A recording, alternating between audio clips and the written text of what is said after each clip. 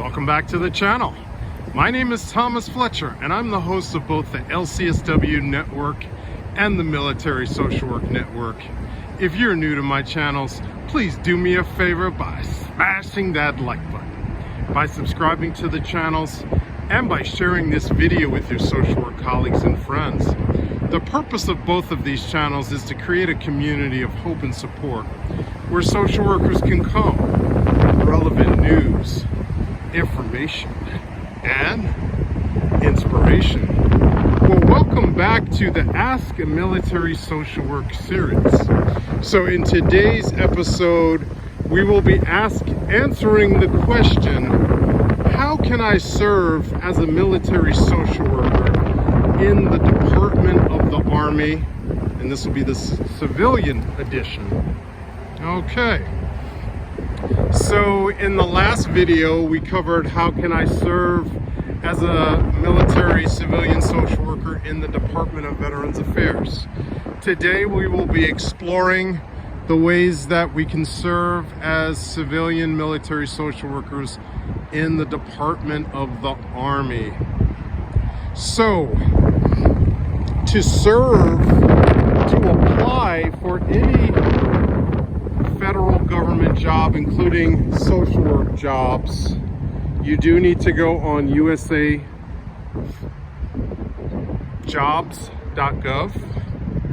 and then you type in social worker, and then when you go into filter, you're going to check off Department of the Army and Department of Defense.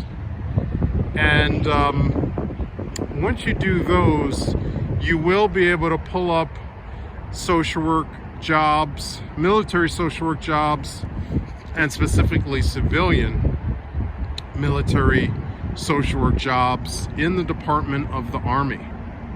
I went on USAJOBS.gov today right before filming, and when I clicked Department of the Army, it pulled up like 28 positions, and then when I did a job search under the Department of Defense, it went up to 67. Now granted, not all of these positions are actually social work positions, but many were.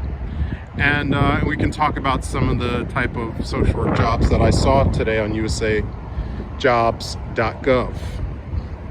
I did see a few social work positions in Army Substance Abuse Program, ASAP, right? So you're providing services to military service members that have tested positive for illegal substances or are drinking above what's considered healthy drinking of alcoholic beverages, right? And as a social worker, so that's one type of job position that I saw in the Department of the Army. Another category of social work positions that I found on USA Jobs today is called Family Advocacy Program. Family Advocacy Program. So social workers who work in family advocacy programs are providing services to military families where there has been identified either intimate partner violence issues, otherwise known as domestic violence, child abuse, elder abuse, things of that nature, right? So social workers are providing resources, therapy modalities in some cases, but it's all about taking care of the military family and reducing risk for both the service member as well as the family members, the dependents, right? So that's another classification. And then there's another classification of social work jobs in the Department of the Army. And these would be actually the vast majority of social work positions within the Department of the Army, as well as more broadly the Department of Defense, are going to be in military treatment facilities where you might be providing clinical psychiatric care for both service members and military families. In some cases, you might be able to apply for and get these psychiatric social work jobs in a military treatment facility that treats service members on an inpatient basis. So inpatient psychiatric mental health services, right? And here's an interesting or exciting thing about being a civilian social worker, military social worker in the Department of the Army or the Department of Defense. These jobs, you will find that many of these jobs are not only in the continental United States, but you will also find positions in Alaska, especially if you like the cold weather. You know, there's, matter of fact, I wrote down 2 locations for social work jobs that I found on USAJOBS today.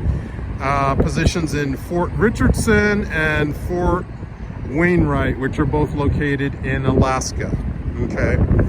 I also found positions for social workers at Fort Hood or Fort Cavazos. They keep changing the name, but that's in Texas, right? I did see a social work position at a military treatment facility in Korea. I believe that was Camp Humphreys, right? I also saw positions at Fort Riley, Fort Sill, Fort Leavenworth. So if you're interested in corrections, providing rehab treatment in a correctional facility, you can't beat Fort Leavenworth. Fort Leavenworth, of course, is well known for, I think it's the only correctional facility in the United States that provides correctional facility for service members that have violated UCMJ, right? UCMJ is the justice system for service members, both active duty as well as reservists, right? So there's a lot of opportunities, and I did not state this at the beginning of the video, but here's my disclaimer. I am not a recruiter for civilian or for uniform social work positions in any governmental agency. I am a military social worker who works in both the Department of Veterans Affairs. I've been working at the VA for almost 22 years as a social worker. I spoke about my experience in the Department of Veterans Affairs episode last week. But and I've also been serving as a social worker and a uniform military social worker in the reserve components of the U.S. Army, serving in both the Army National Guard, specifically California Army National Guard, and currently serving as a social worker in the U.S. Army Reserve. Okay, so that's my credentials, but again, I am not a recruiter. I do not work for USAJOBS.gov, but I am familiar with USAJOBS.gov because I've worked as a civilian military social worker for over 21 years. So all the positions that I've served in the VA, I've applied to through USAJOBS.gov, so I am familiar with it. You do have to set up an account, upload your resume, make sure that you have all of the requisite experience, of course. To be a social worker, civilian social worker, you do have to have a master's in social work that comes from a school that is accredited by the Council on Social Work Education. U.S. citizenship is usually required for these jobs. They're going to do a background check, so make sure you don't have any felonies, or because that would disqualify you. And then of course a license, an advanced practice license from any state, right? So those really are the requirements to serve as, and then of course you apply and then you interview. The Department of, I was just speaking with one of my interns the other day. The Department of Veterans Affairs utilizes what we call performance-based interviews. And I'm sure the Department of Defense, the Department of the Army, and the other subordinate departments in the DoD probably also use performance-based interviews to select their candidates. But so I'm going to stop right there. But I want to thank you all for watching this video. For all the social workers and other licensed mental health professionals, thank you for the work that you do every day. For your clients, for your agency, and for the profession. Please continue to support each other and yourselves. Bye for now.